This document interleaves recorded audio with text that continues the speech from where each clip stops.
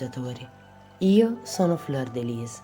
Nel viaggio di oggi realizzeremo una ghirlanda decorativa a tema autunnale.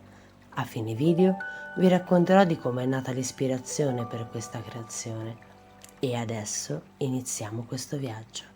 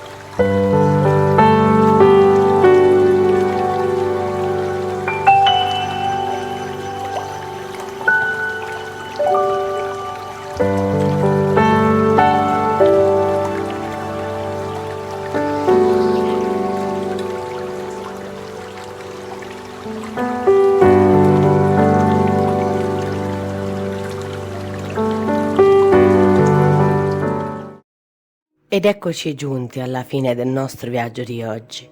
L'ultima cosa che voglio raccontarvi è come è nata l'ispirazione per questo progetto creativo. Come vi avevo già anticipato nello scorso video, adoro decorare la mia casa con oggetti realizzati da me, soprattutto in questa stagione, e questo progetto faceva proprio al caso mio, visto che devo cambiare le decorazioni che ho appese nella porta di casa.